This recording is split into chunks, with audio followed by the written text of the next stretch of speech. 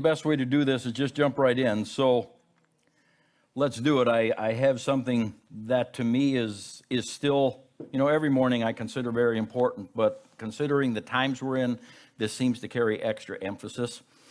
And we've been talking about some really heavy stuff, especially the last couple of messages, because this COVID-19 thing has become like an object lesson for end times. And it's obvious, that we're in the last days.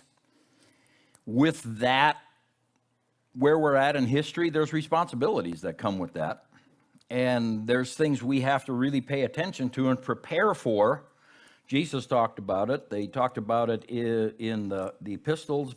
Paul talked a lot about it. Peter was very specific on it.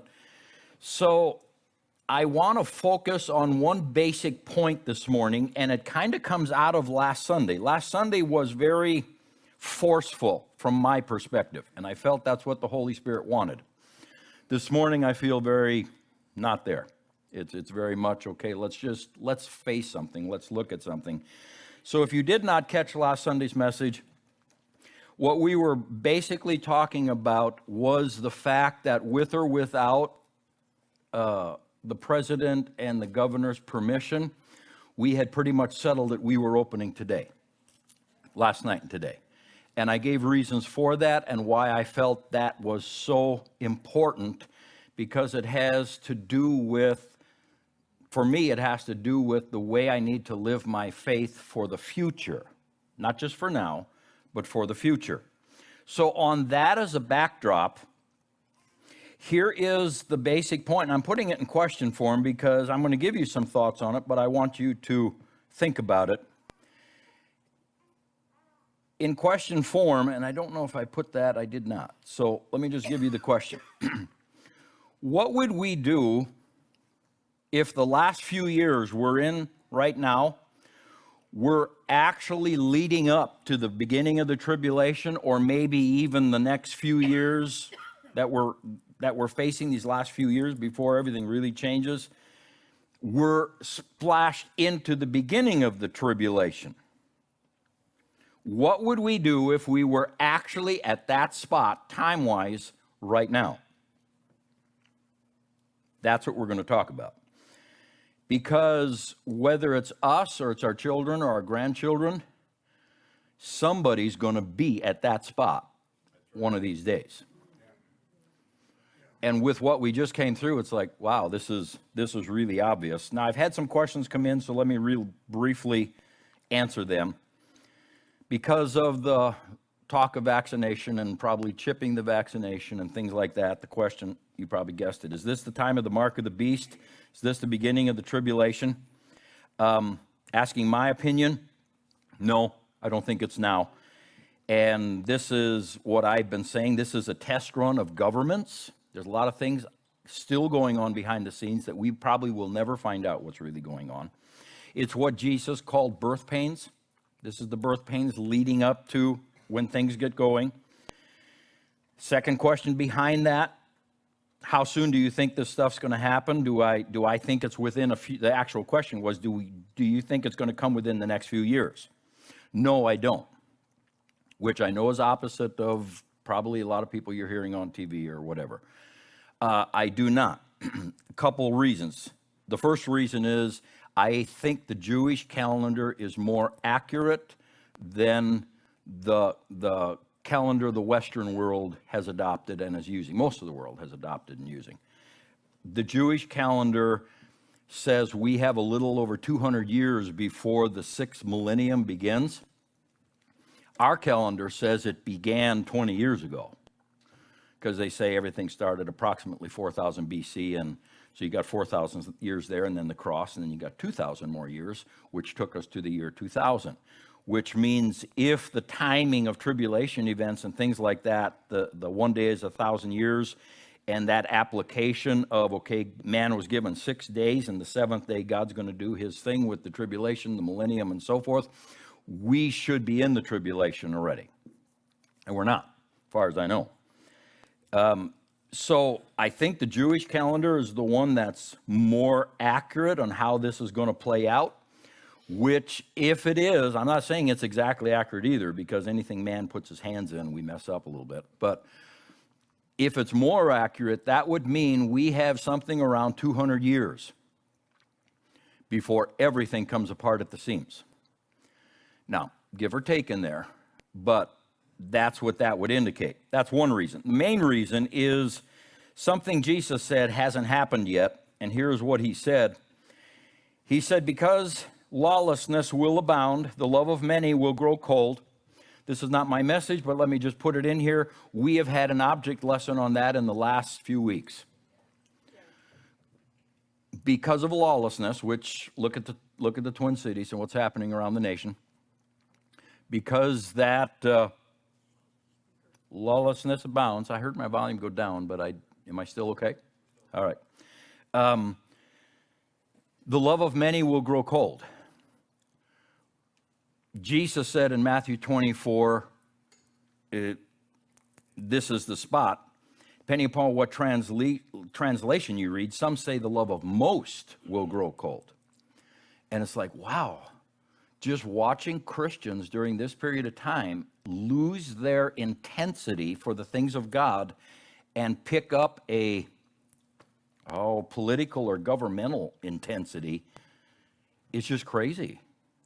I mean, watching Christians go into strife with each other over decisions that the government's making. It's like, yeah, I could see if this went on for another year, people would just back off of God and get so involved in all kinds of things. That was prophesied. Jesus said that. But he who endures to the end shall be saved. Here's my point. The gospel of the kingdom will be preached in all the world as a witness to all the nations, and then the end will come.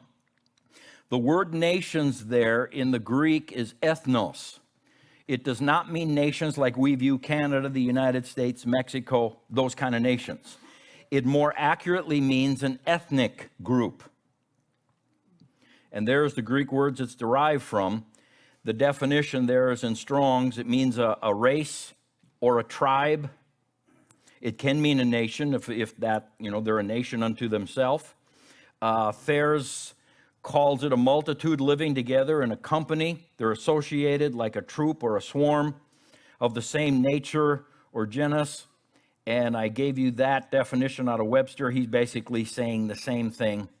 So long story short, every nation of the earth is filled with various ethnic groups. The United States has all kinds of ethnic groups in it. Tribes. It's these groups of people, every one of them, according to that prophecy, Jesus said, all the nations, all the ethnic groups have to have the gospel given to them. Then the end shall come. The end referring to tribulation and second coming of Jesus, things like that. There have been the mission organizations have been trying to put this out for years, this understanding. We're going to play that video here at this point. They've been trying to put it out for years to get the church to understand what we're looking at. And it fits perfectly in what I'm trying to present this morning. And since we are more of a mission organization and we like missions and we push missions, I thought, well, let them speak for themselves a little bit. So if you'd bring that video up and play that video, let's do that and listen to what this missionary has to say. This comes from the travelingteam.org. In the beginning, God created everything. He created a world full of people to know Him and to be known by Him. This is the story of the Bible, God bringing people to Himself. And when we read the Bible, we see how God went to great lengths to do this, and how much God cares about people knowing Him. You most likely already know this. And you probably live somewhere where people have a general understanding of this great love story between God and humanity. And if they don't know yet, there's probably somebody in town who can tell them. But did you also know that there are 3 billion people who will live and die without ever hearing this story? Not because they don't care, but because they don't have a choice. Nobody ever told them that once upon a time, God became a human just like them, so that He could teach them how to know their Creator.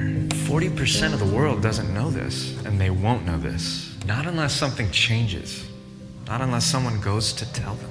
Jesus is our wonderful example. He left His natural home to come to us, and then He tells us to do the same thing. Because we love Jesus and care about the same things that he cares about, we care about this, that the whole world would know him, that every tongue, tribe, and people group would come and be able to worship him. So the question is, are we doing this? Going out into the world to bring the gospel to every tongue, tribe, and nation? Well, kind of. While churches do send people out, almost half the world still doesn't have any access to the gospel. But how is this possible? Aren't there people being sent? Well, yeah.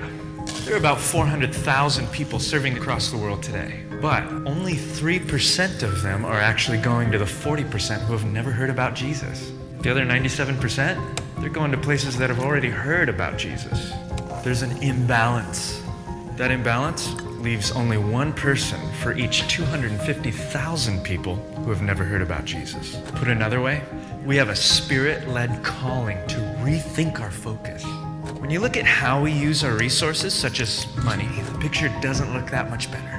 To be specific, Christians around the world are giving about 2% of their income to Christian causes. And less than 7% of that is going to cross-cultural workers. And of that cross-cultural giving, only 1/100th of that 0.1% is actually going to those working with the 3 billion people who don't know Jesus, have no church or any Christian neighbors. The other 99% of all cross-cultural giving goes to the rest of the world that already has Christians, Bibles, and churches.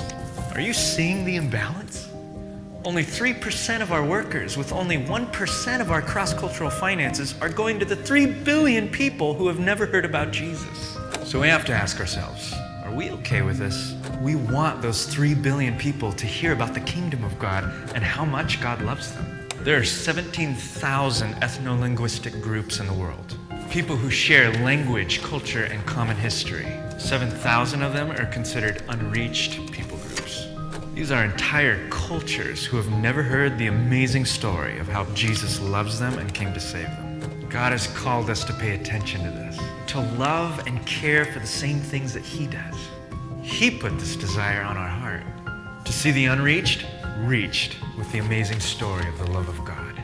We want to see lasting local church planting movements begin among these people groups that brings renewal and transformation among these cultures and societies. Why? Because God has moved our hearts to see the gospel transform whole societies among the unreached. We know this task is bigger than us. Many of the areas that are in need of the gospel are difficult and resistant places. It isn't something that can be accomplished overnight, but by the power of the Spirit, we endeavor to preach the gospel where Christ is not known, so that God can be worshiped by all peoples.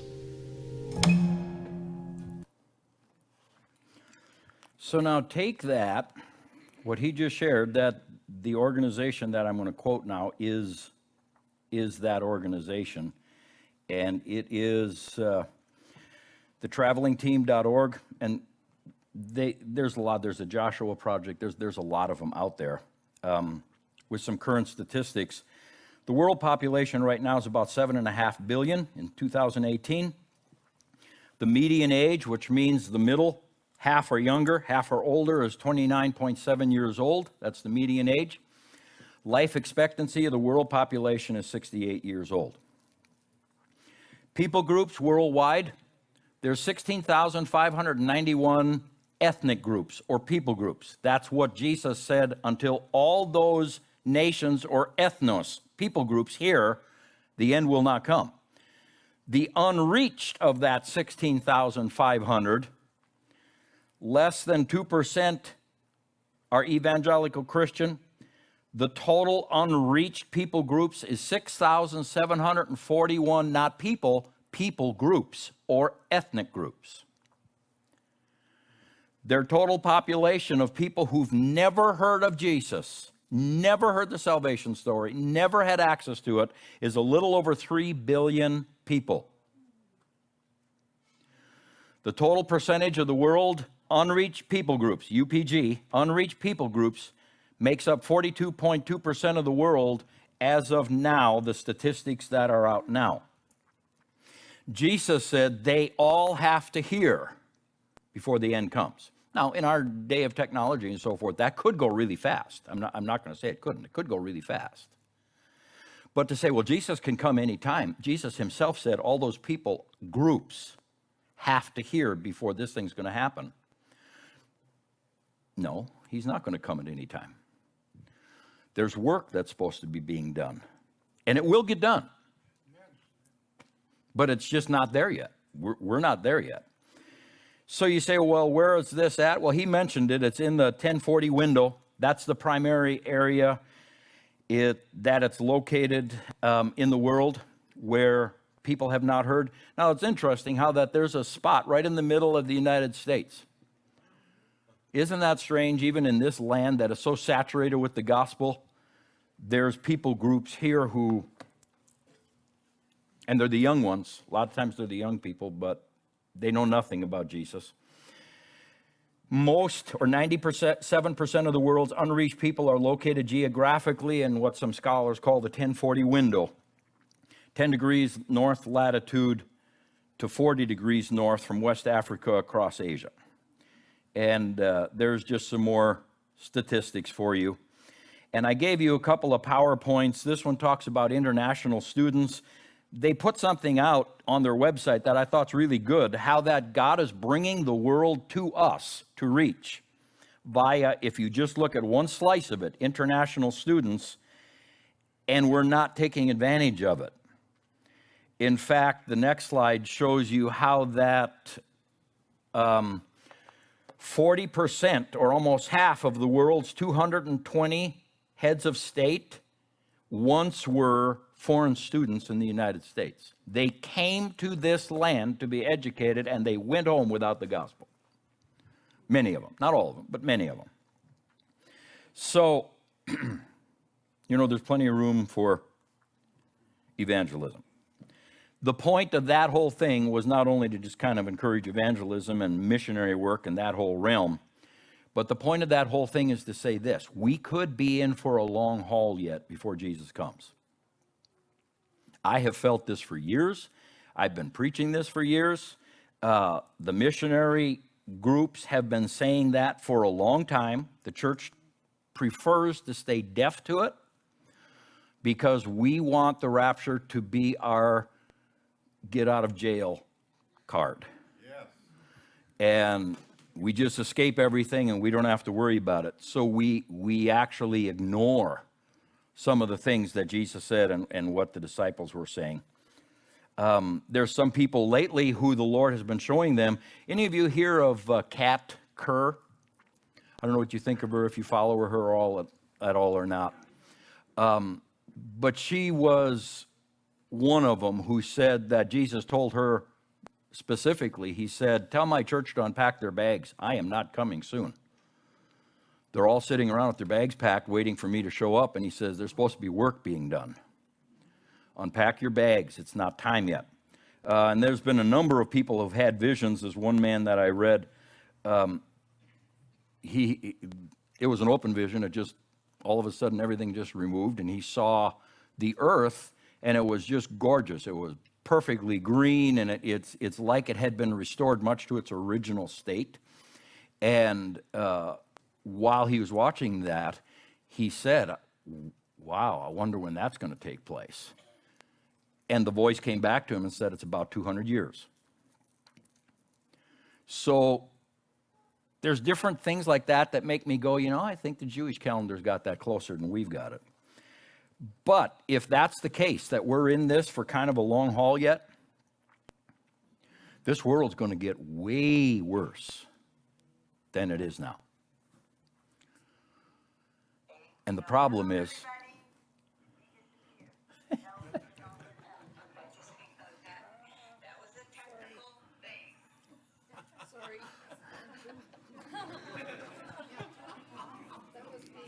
electronics, huh? I'll bet you remember next Sunday to turn it off. I've had it happen to me too, so it's all good. The problem is, if it persists for a number of generations longer, this world is going to become a very dark place to live in. We think it's bad now because we're measuring in the past. We haven't seen what's coming. So it's something to think about. One last question real quick. When do I think Jesus is scheduled to come back? Am I pre-trib, mid-trib, or post-trib? Neither one. I am pre-wrath, and here's the scriptures it comes out of. We have been saved from wrath through Jesus, being justified by his blood. And in Thessalonians, it says the same thing. God did not appoint us to wrath, but to obtain salvation through our Lord Jesus Christ. If we are not appointed to wrath, we should get out of the second half of the tribulation, because that is where God pours out his wrath. The first half's really not it. The first half is the revealing of the man of peace who signs the covenant with the Jews. And everybody's going to say, peace, peace. Isn't this wonderful? We finally have the Arabs and the Jews at peace. And that first 3.5 years, even though it's going to have a lot of physical, natural calamities and a lot of government upheaval, the man of peace is not really known as the Antichrist till the middle of the tribulation, when he steps into the temple, stops the Jews from doing their sacrifices, and says, I'm God, now worship me. That's when all hell breaks loose, and that's when, according to the prophecies, God's wrath begins being poured out. We're saved from God's wrath. So I fully expect to be gone by the time God's wrath comes. Maybe we'll get out before the tribulation starts at all. Maybe we won't. We are promised to get out before the wrath comes. So let's go back and look at the question again. What would we do right now if we were in those last few years of before the tribulation begins, or if the tribulation, I heard one preacher, he was saying it's got to begin next year. It's like, yeah. It's just, you got to be careful. I know you can't know the day or the hour, but even go figure. Everybody who's said a year to this point has been wrong. It's just, what if we see some of this really bad stuff? And here we ended in Revelation 13 last weekend. We started at verse 12, I believe it was. I'm going to get a little running start this morning. We're going to read a number of verses here. I'll go quickly. You have them on PowerPoint. You can download that if you need to. But I want you to see the progression here. There's the question. Didn't realize I had that on question form, but there's the question that I'm proposing this morning. So here's Revelation 13. The dragon there is Satan. If you look in context of what he's talking about, the dragon is Satan. So the dragon stood on the shore of the sea. Sea always represents humanity in scriptural things like this. So the dragon or the devil is looking in on the human race. And I saw a beast, the Antichrist, come up out of the human race, out of the sea. It describes what he's like, and that goes back to Daniel and some of the nations and things that will work with him. I saw the beast who resembled a leopard, explains him, describes him, and again, that's how he will work. The dragon, Satan, gave the beast his power, and it goes on and describes some of these things. In verse number 4, men worship the dragon, Satan, because he had given authority to the beast, the Antichrist, and they also worshiped the beast. See, now this is key to the mark of the beast. It's worship. It's tied to it. And I wanted you to see that. Verse 5 says he was given authority. The Antichrist was given authority to do things for 42 months.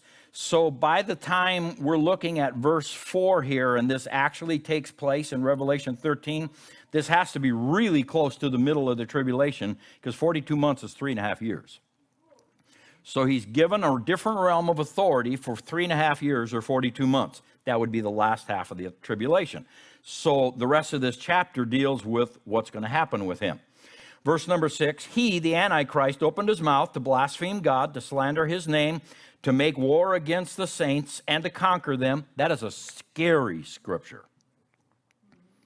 Which means there will be Christians, saints on earth, when the man of peace takes a turn into what we call the lawless one or the Antichrist. And his focus, with Satan's focus, is Jesus. Antichrist, anti-Jesus. So he's going to go after Christians just overwhelmingly. And he was given authority to do so, conquer them, every tribe, language, nation. All the inhabitants of the earth will worship the beast or the Antichrist. those whose names have not been found in the book of life. John says, he who has an ear, pay attention to this, let him hear. Verse 10, if anyone is to go into captivity he will go. If anyone is to be killed with the sword he will be killed. And then he says the same phrase he says at the end of the chapter. This calls for patient endurance and faithfulness on the part of the saints. So there he's saying people will die for their faith. Verse number 11, then I saw another beast, false prophet. This is the second beast, false prophet coming out of the earth. Describes him a bit. Now the rest talks much about the false prophet. Here's where we picked it up last week, so let's go on. He, the false prophet, exercised all the authority of the Antichrist and made the earth and its inhabitants worship the first beast. First beast is the Antichrist. Verse 13, he performed great and miraculous signs, even causing fire to come down from heaven and earth in the full view of men. So the thing we have to get here, and we know it's a false prophet because he's referred to that at the end when Satan, the Antichrist, and the false prophet, all three who are working together here, are taken and cast into the lake of fire. Right. So we know it's a false prophet. Prophet, this is a spiritual leader. This is a spiritual leader who's going to work with the one world religion they're going to try to establish that will bring worship to either the man. Now there's some really good stuff out there that says this is not a man, this is a system. And it's not going to be necessarily a man that we're dealing with an evil system. But I'm not there, so I don't know. It could be that. All I'm saying is the system or the man, through a spiritual leader, the spiritual leader says, we owe this man worship, or this system worship. And they're going to do supernatural stuff to prove they're from God. Miraculous signs, even causing fire to come down, etc. Because of the signs he was given power to do on behalf of the Antichrist, he deceived the inhabitants of the earth. That is huge. That is huge. It's become very real to me now with watching how Christians react to what's going on with the government around us. You say, I don't like it when the church mixes with government. That is government. The Antichrist is government. The false prophet is a spiritual leader who's going to work with the Antichrist. We live in a world that's filled with government. And I heard one person say, because I talked about some of this stuff for a number of weeks now. They said, I don't like to go to church to hear about political stuff. I want to go to church to hear about God. Well, I'm with you. I don't no issue with that. But let me just kindly say, that statement comes out of a lack of understanding what is the church for. We are here to affect all the world, including the government. Because the government is what this world runs on. So to say, well, the church needs to be separate from the government. No, in reality, from Jesus' side, the church is supposed to be running the government. That's Jesus' perspective. You say, how do you know? Because the government's on his shoulders, and when he returns, don't tell me that he's not going to run the government. He will take the government on himself, and he is going to run the governments of the world. This business of it's supposed to be separate, it just shows us we don't understand this thing from God's side. Well, church shouldn't get so political. People don't like that. People need to grow and understand what the Word says and what the church is actually for. We're here to be salt and light to the world, including the government. Now, Jesus said the reason they get so upset about it is because darkness doesn't like light. John 3. So they run and hide from it. They make all kinds of excuses. We got to separate this. Well, yeah, you got to separate it because God wouldn't put up with the corruption that goes on in government. So it's enough on that. I just want you to understand this whole end time thing. Well, let's just talk about the end times. If you talk about the end times, you have to talk about governments because they come together. Okay? So let's go on. Verse number 15. Here the false prophet is given power to do all kinds of things. He made an image of a beast speak. Breath of life was given to it. I have no clue what that means, but it's going to be very supernatural, and it's going to cause a lot of people to be deceived because it's a supernatural sign and wonder. And he caused all who refused to worship the image that he just brought to life to be killed. So any Christian who takes their stand and says, I will not worship anyone or anything but Jesus, will die. Or they better crawl under a rock someplace so they can hide. He also forced everyone, small and great, rich and poor, free and slave, to receive a mark on his right hand or in his forehead. There's the mark of the beast. The reason for that is this. He is forcing worship, but how do you get people to do that unless you take away their ability to live on this earth? And without the ability to be involved in commerce of some kind, it's extremely difficult to live on this earth because everything is built on economic things. Everything is, and we'll talk about that in a bit. The word worship here in Strong's means to kiss like a dog licking a master's hand. So you're sucking up. You know, that's worship. And it's the same word used that we're supposed to worship God with.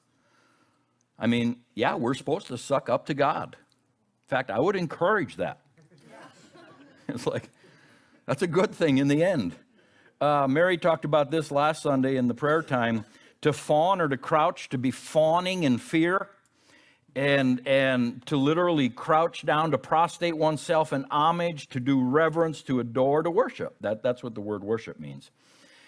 This is why in last Sunday's message, I was so adamant we need to reopen the church, because it's beginning to infringe on our expression of and exercise of our faith. I said, why? I really want this point clear. Why? We cannot teach blind submission, blind obedience to the government leaders, spiritual leaders.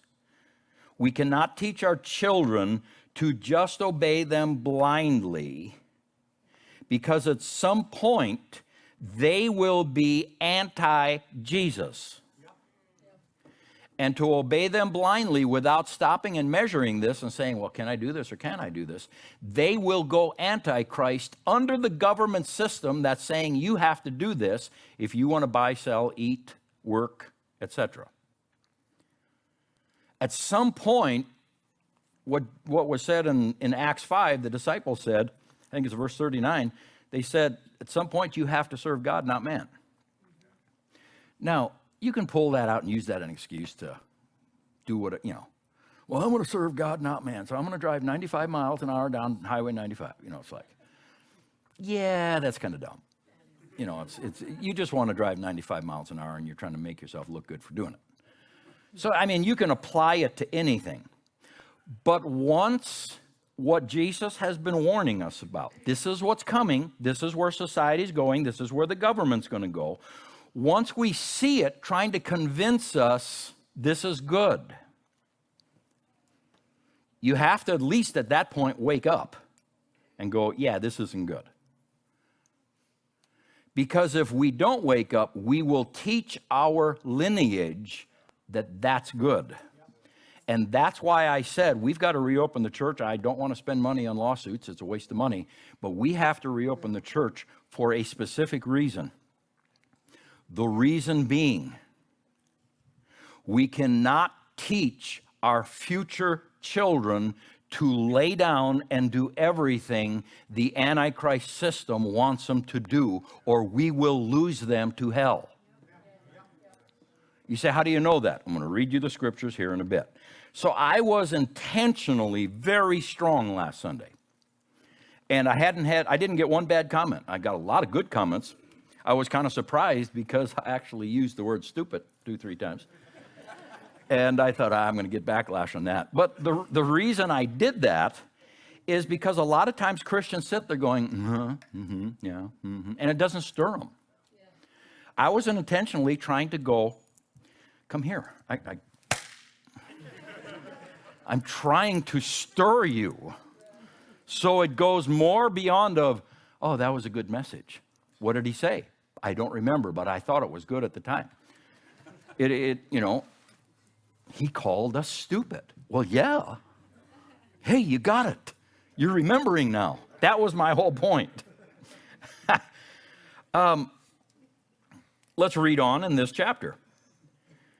So he caused them back in verse number, I'll just back up here, in verse number 15, 16. He forced everyone, small and great, rich and poor, to receive this mark. Why? It's tied to worship of the image of the Antichrist and the Antichrist. And we're going to force you to comply by dealing with your ability to live in a world that's based on economic things. So verse 17. So that no one could buy or sell unless he had the mark, which is the name of the beast or the number of his name. This calls for wisdom, 666. Verse number 9 of chapter 14, the third angel followed them, and this is still talking about the mark and the worship. If anyone worships the beast, the Antichrist, so here's an angel warning population.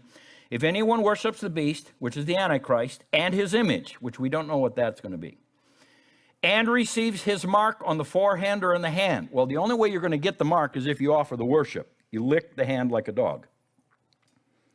He too, if you do that, you will drink of the wine of God's fury, which has been poured full strength into the cup of his wrath. He will be tormented with burning sulfur in the presence of the holy angels and of the Lamb. Verse number 11. The smoke of their torment rises forever and ever. There is no rest day or night for those who worship the beast and his image, for anyone who receives the mark of his name. This calls for patient endurance on the part of the saints, which I expressed that a little differently last Sunday. Again, trying to get your attention. So what it's basically saying is this. If my grandchildren receive the mark to placate the newly formed government, which is a government of peace, remember. The first 3.5 years is peace. It's the last 3.5 years that he becomes Antichrist. But if my children receive the mark so they can live in this world, my grandchildren, my great-grandchildren, wherever this comes in, and offer that worship to the Antichrist, from what I'm seeing in Scripture, there's no coming back. They're lost.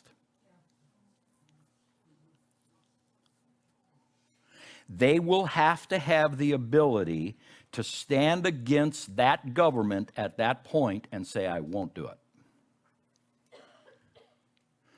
That's why, in my mind, the example we're setting right here, right now, is vital. Because these things get passed down generation to generation to generation. And every generation has to learn how to take a stand and say, there's a line I won't cross because it infringes on my relationship with my God. So that's why I was so adamant on that. We just had an object lesson. We just saw how quickly the government can throw our lives upside down, take power and control away. Force people to do things against their will. And we also saw just how quickly people will succumb to the demands without question. I mean, just, okay, if that's what you want. And it's like, church, are you serious? So let's put ourselves in the position. What if this would be the time right now? So I want you to, hypothetically, it's not the time, I don't believe it is, but what if it was? And they were saying, of course, it has to tie to worship of the system or the person, and we haven't heard anything of that. So this isn't the time, but just, there's a reason for this. Put yourself in the place where they're saying, we are starting a new government. We want everyone to be in this government. We want everybody to tie into this. We're going to make sure that a big pandemic like this never happens again. So we're going to give a vaccine. And in that vaccine is going to be something that marks you to where you can buy and sell, and you can go to the grocery store and this, that, and the other, and we're going to take away cash and credit cards, and it'll just be that little chip. All you have to do is just scan it like you do whatever. And this is how we're going to bring the world together and make the world safe. And we're going to make unity in the world, and we're going to give homage to this either system, this government, or We have a leader now who's got the wisdom, who can make this happen. And he's going to be presented as a great man of peace. And he's going to bring peace and sign the peace agreement between the nation of Israel and those that are warring with them.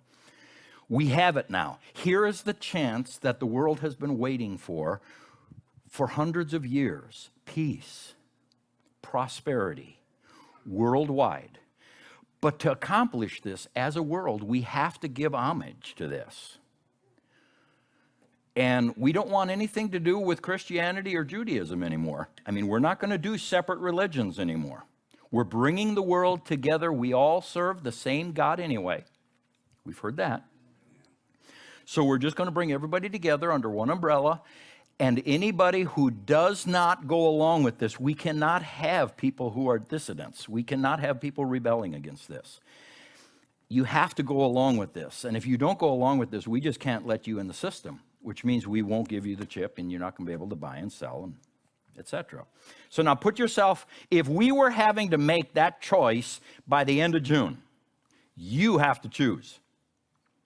If you don't go along with it, what does that mean? Well, number one, you have no job, which means you have no income. At that point, cash will very likely be worthless because you can't enforce something if people have a different currency. You won't be able to access the banking system in any way because you don't have the code, you don't have the chip, you don't have the mark, because you're just being a stubborn, bullheaded Christian. And you just need to learn to come under. Which means now, you can't buy anything. You can't buy food. Your electricity will go a month or two, and they're going to turn that off. If you're a natural gas, that'll be off before winter comes. More quickly, how are you going to go any place or do anything? Because once your vehicle's empty in gas, you have no purchasing power to go to the gas station and buy anything. Everybody will be pulling up and filling gas, but you, because you refuse this mark, which is actually the best thing for all of humanity, is what we'll be told. And the spiritual leaders of that time will confirm that and say, we just need to love each other and we just need to be more tolerant and not so divisive. Let's just join behind this. Spiritual leaders are going to say that. And people are going to say, well, who are you to say anything? So then he's going to start doing the miracles. See, I'm of God. Whoever God is at that point. I'm of God. He'll do miracles to deceive people by the throngs. So now there's miracles being done to convince you. We just need to go along with this. Why are you being so stubborn? Your cell phone use will come to an end. You won't be able to pay the bill. You're not going to be able to sell anything. Can't sell your house. You're not in the banking system anymore. You can't sell or buy a vehicle. You can't sell or buy anything. Your property taxes are going to come due. So even if your house is paid off and you heat with wood, how are you going to pay your property taxes so they don't take it from you? You say, well, I can live without electricity and I can live without heat. And you can't live without paying your property taxes. So even if you're debt-free, you're not safe. It's going to take a little longer, but they're going to find out you're not in the system when your property taxes come due. Hopefully you never need medical care because you can't go into the doctor or the hospital now. You've chosen to go against the system. So if your child falls down and breaks their arm or their leg, you're going to have to figure out what to do with that because you can't go in and get it fixed. Because before you can get it fixed, you got to get in the system.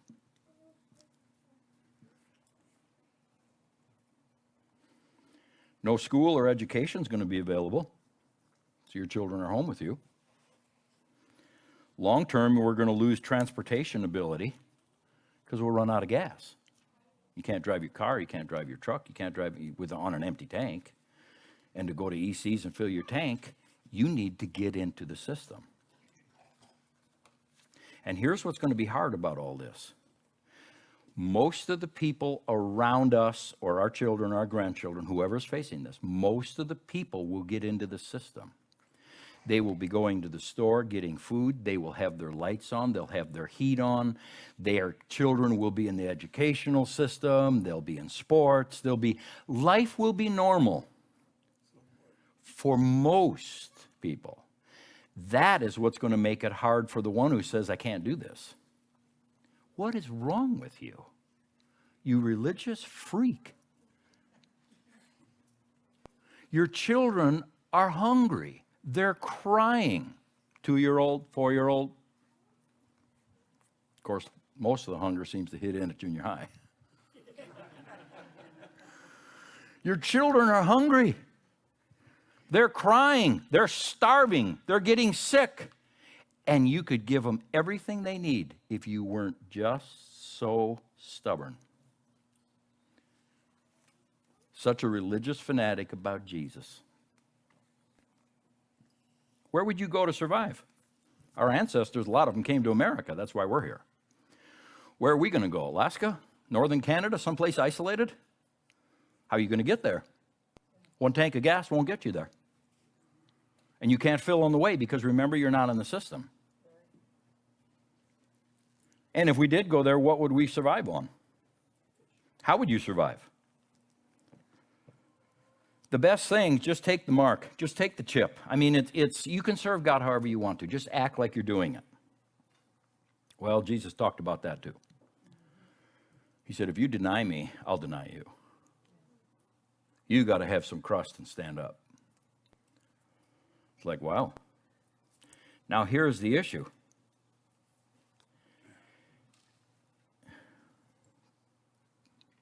Oh, it's working up there. It was working there, but it wasn't working for me. All right, it's back. Here's the issue. If it doesn't happen to us, it's going to happen to our lineage. They're going to have to make that choice. What are we doing now to prepare them to make the right decision when that time comes? If we can't even stand up for our constitutional right to have church because we're afraid of some kind of backlash, how in the world will they have the courage to stand up when it's not their constitutional right? All the laws are saying they're wrong. How are they going to? They're going to have to make that choice. What are we doing to make sure they're going to make the right choice? If you had to make that choice this week, then it would be really interesting to see who would show up next Sunday. You're going to lose your house. You're going to lose, well, we'll go to a friend's. They're going to lose theirs too.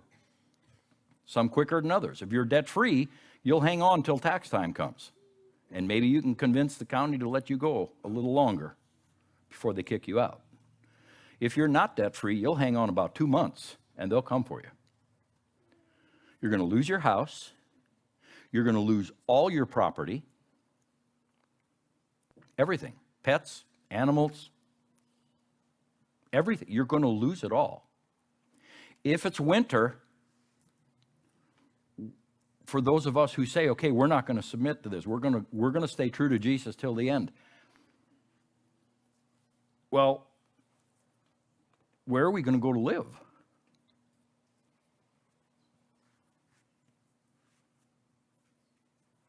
What are we going to say to our children when their fingers and their toes are turning blue and freezing? Because we're sitting out under a tree someplace trying to survive. And your brother or your sister or your pastor or a neighbor or your closest friend comes and says, why don't you just take the chip? I mean, you can have your house back. You can have your job back. You can have health care. You can have food. What is wrong with you? Can't you see you are making a very stupid, selfish choice? You're causing your family to die because of your bad choice. How many of us would make the right choice? Day after day after day, we're being told, even by the spiritual leaders, come on, you'll be okay. God understands. He'll forgive. Just submit yourself to this. And whatever, I don't know what the worship's going to look like, but whatever it is, it's just give it to them. Just let them know that, yeah, we accept you as God. Let them think, yeah, they got big heads. They got big egos. Let them think what they are, whatever. Just play the game along. Quit this nonsense. You're killing yourselves. How many of us would make the right choice?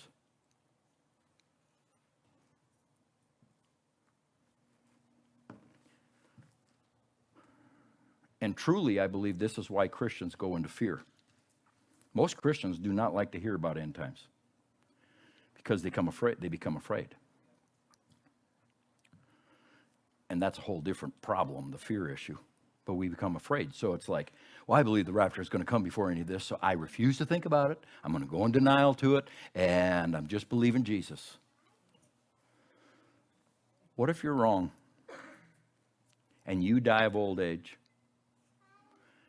And your children die of old age, and we're 3-4 generations down the road here, and we've done nothing to prepare them for what's going to smack them. They haven't even been forced to think about it. Do you realize you could lose your entire future lineage to the lake of fire? I didn't say that. That's Bible. Because they're not going to make the right choice. You know, Mary and I were talking about it. It's like, that would, you stand out in front of your house, or you stand in your yard, and you look at everything that God has blessed you with, and you go, I would have to walk away from this because of a belief. I mean, if you think about it the right way, it actually makes your stomach turn. It's like, oh man, that is going to be an absolutely massively huge choice. To not only make the choice, but stick with it, because I'm sure you can rescind on it as long as you haven't been killed, as long as you're still alive. So I have some suggestions. Now, I want you to follow God in this and hear what God has to say. But I have some suggestions. We'll just briefly go through these. They're not rocket science. Number one, for ourselves and for our children, they have to be taught to never deny Christ. Whoever disowns me before men, I will disown him before my Father in heaven. You cannot give homage to an anti-Jesus system where I'm almost guaranteed they're going to somehow tie your denial of Jesus to your worship of the new man or the new system. If we do that, we're lost. So they can never deny. Anytime us or our children get to a point of we have to deny Christ for anything, we have to have the backlog of information that says, yeah, that went too far, I can't do that. You say, well, how does that tie into you would have had church now and taken that chance?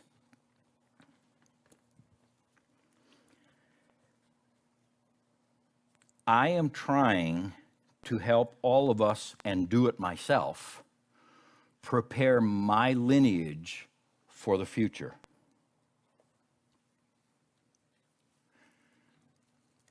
It is an exercise of my faith and serving Christ to speak this way and get them ready. If I were giving this message online without the ability to say, yeah, we're just going to do everything the government says, but someday we're going to have to stand up, you'd all be looking at me like, What a hypocrite. Just kick the can down the road, just like the government does. They'll have to make the decision when they get there. You know, I can't make the decision for them. You just never know what it's going to be like, and we're just going to pray that God helps them. Is that how you send your children into adulthood? Well, we don't know what adulthood's going to be like for our children when they get there. So there's nothing we can really do to prepare them. We're just going to pray that when they become adults, even though we taught them nothing about what adulthood's like and what you have to do to deal with adulthood, we're just going to pray when they get there that God will help them.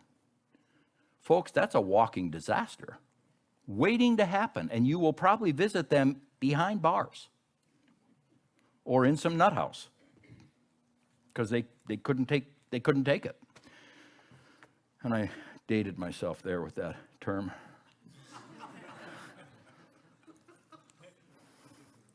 They don't call them that anymore. Sorry. I'm getting older. Number 2, never give worship to anyone or anything but Jesus. I don't care what they're asking of you. I don't care what rewards they have tied to it. Never give worship to anyone or anything but Jesus, the Christian Godhead. Number 3, never follow blindly. Not saying never follow. I'm saying never follow blindly. We have to teach our children to think for themselves. We have to teach them to follow the Spirit, and we have to teach them how to discern and look below the surface of what's being told them. And we have an object lesson going on around us right now in that behalf. Number 4, they must be taught to be fearless. If you and I don't whip our fear issues, our children will be amplified in it because they're going to face scarier things than we ever have. Our lineage has to learn how to walk fearless. The only way they will learn that is if we learn how to walk fearless and hand that on. But you can't be trembling in fear and make the right decision when you've got a wife who might not be fully on board with you. You have children saying, Daddy, please, please, I'm so hungry, I'm so cold. Daddy, please, just do something right for once. A fearful person at that point is going to just cave right now.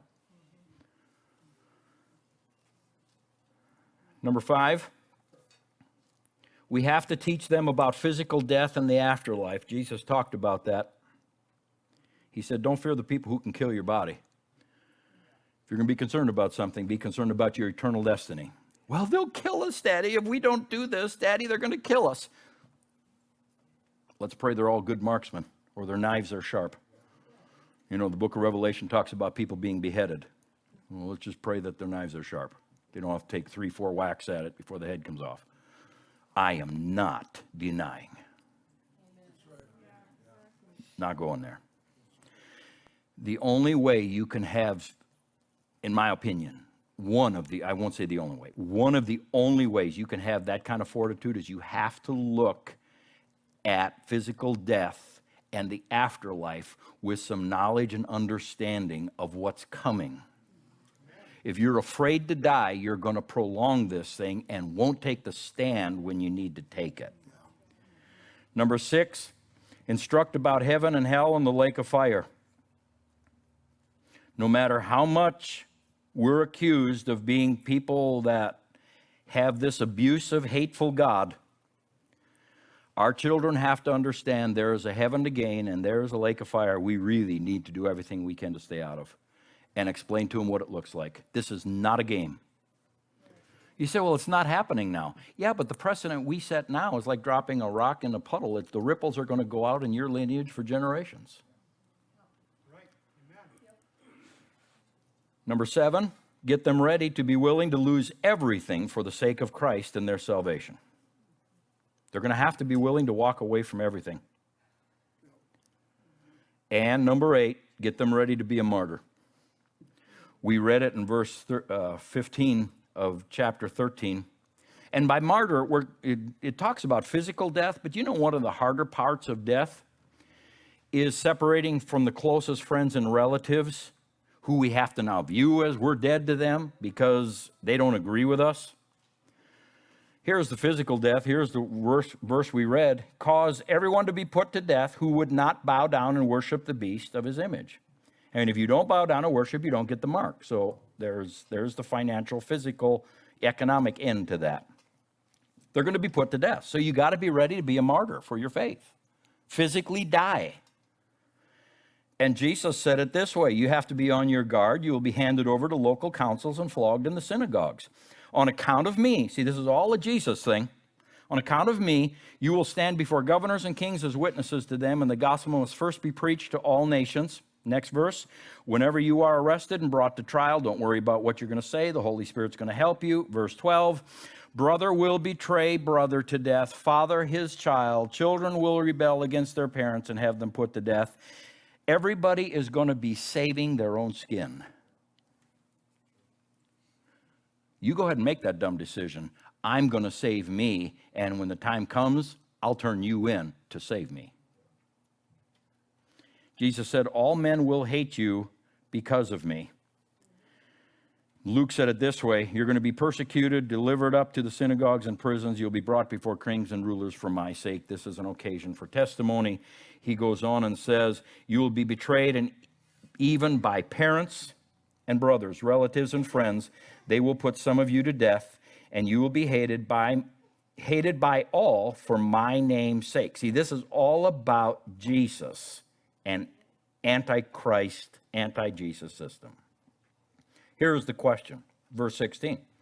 You'll be betrayed by even parents, brothers, relatives, and friends. Some of you are going to die because your parents, brothers, relatives, and friends are ensuring you are dead. You ready to make that choice? Your own family is turning against you. Your best friend is turning against you, turning you in, saying, I'm going to turn you in if you don't change your mind.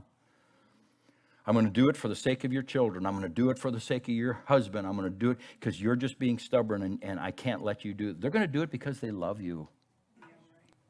They're not going to do it because they hate you. They're going to do it because they love you. And they're not going to join with you because they're going to save their own hide. We're privileged to live in a time where we're going to see the greatest outpouring this earth has ever seen. I believe that's still coming. As the Spirit of the Lord is poured out on this world, we are going to see the greatest separation, the clearest lines between those who honestly serve God with all their heart and those who are not. We're going to see that separate out as we have never seen that separate out. I mean, we're seeing it right now. This is a perfect object lesson. Christians are taking sides against each other over Republican and Democrat. I mean, it's like, are you serious? What if this was Christians taking sides against each other over life or death? See, this is just, well, I believe more what the Democrats believe, or I would believe more what the Republicans believe, so we're going to separate over that. Boy, you are perfect ground to be a betrayer like Jesus was talking about. Because, I mean, if it's just those minor beliefs that we separate over, what if it came to push and shove life and death? We haven't seen separation yet. But Jesus said this is what's coming. That's why I'm saying we have to do what's right now for us to be ready, for our children to be ready, and hopefully pass this down enough so they teach their children's children, because the more deception grows, the thicker it gets, the deeper this Antichrist thing gets, the worse this is going to get. God needs us. That's why he put us here now. Acts 17:26 says he chose the times you lived. We're living right now because he has confidence in you and I right now. We're going to do this thing in such a way that the kingdom is pushed forward. That's why he put us here. You know, we quote the statement made by about Ruth of, for such a time as this. And it usually has flowers around it, and it's soft and it's petally. There is a for such a time as this, and we're starting to enter it, and we are here on earth now because God said, you have what it takes to do this according to my word. People 2 generations ago maybe didn't have what it takes. That's why they were born then, not now. Because it literally says he chose the times we live in. Which means our children and our grandchildren have more on the ball than we do to be able to withstand and resist this thing in a righteous manner. They're going to face it heavier than we're facing it. God put them here now because he says they can pull this off. Yeah. But he needs us to help prepare them. My people die for a lack of knowledge. They need to know something about what's coming.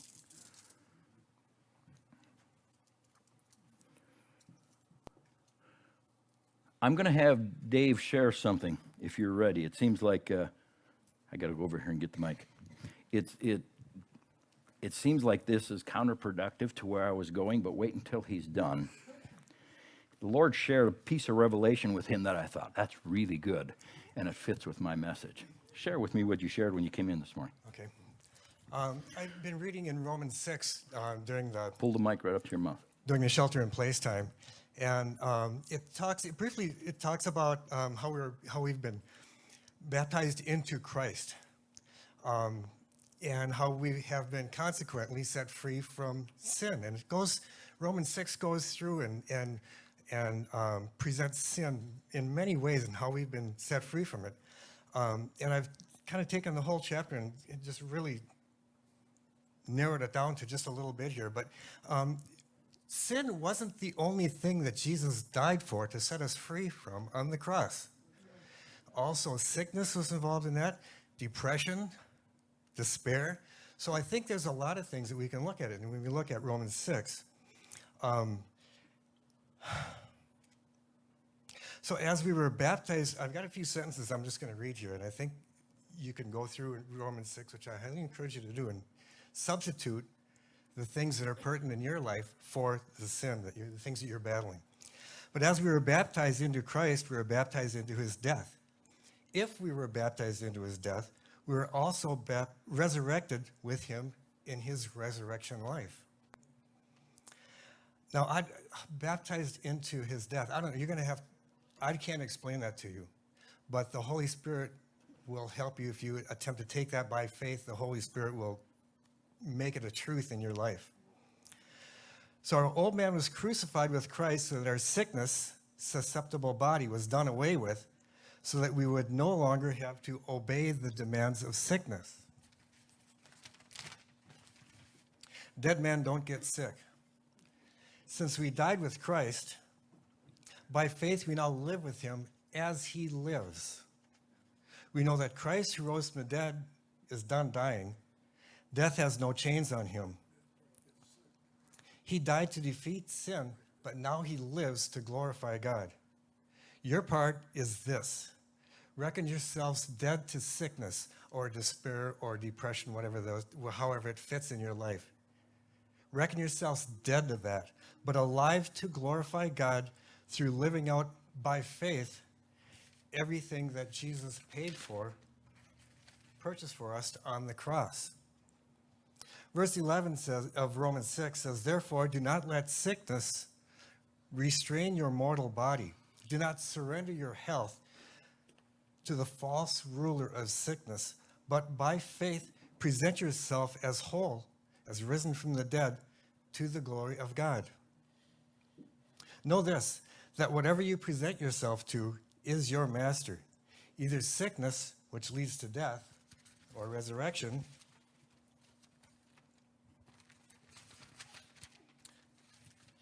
which leads to life. There's 2 verses in Romans 6, verse 17 and 18, and I want to prophesy them to you guys right now. And that is, I thank God that although you were prisoners of sickness, you have embraced the word of faith, and having been set free from sickness, you are now ambassadors of resurrection life.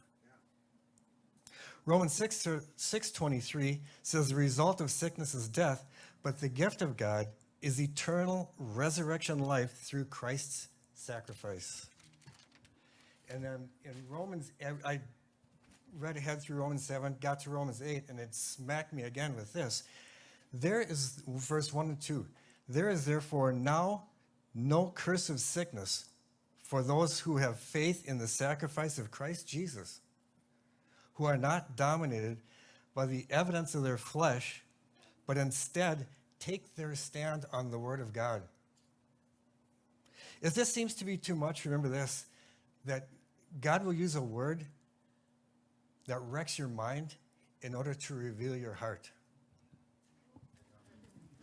So he substituted the word, thank you, Dave, appreciate that. He substituted the word sickness for sin in Romans 6 and Romans 8.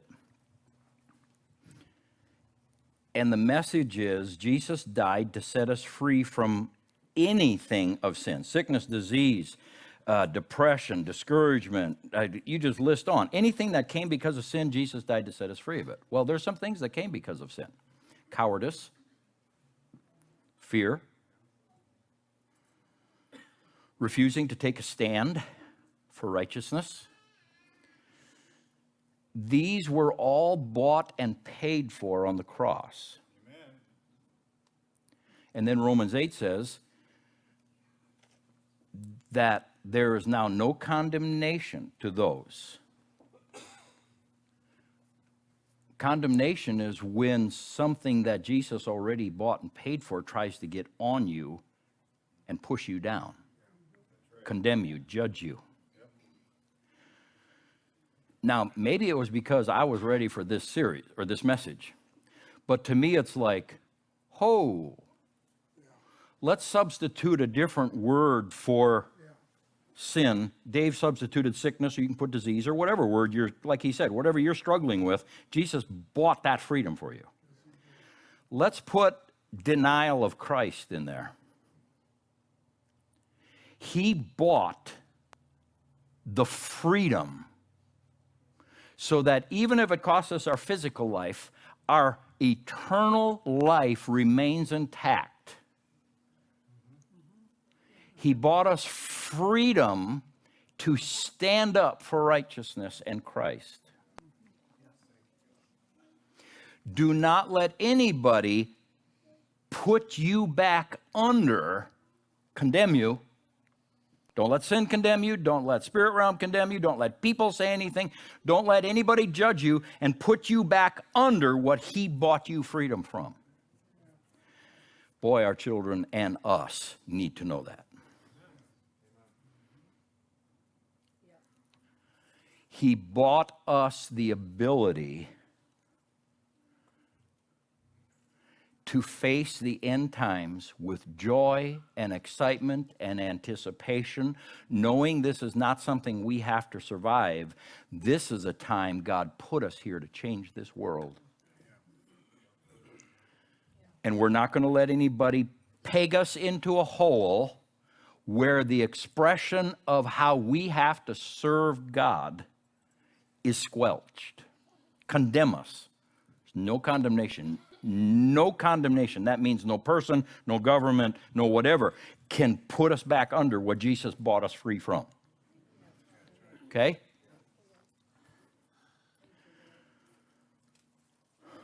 That's why it was so important to me that, you know what? We have to open. Because this isn't about, I can do fine. We could close this church forever, and you know what? I'm going to go to heaven. But rather than hearing about God, rather than hearing messages like we said this morning, rather than that kind of thing, our children won't hear anything. Yep. And they'll sit home on Sundays and play video games or go fishing, and it won't take long serving God. I mean, I love God. Oh, sure I do. You can't even give up a Sunday morning. How are you going to give up your life?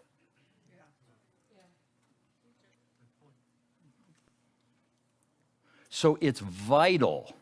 There came the point of, okay, everything you asked for, we gave you. Now it's time we need to go back and start living our faith, because I'm living it for my children's children's children.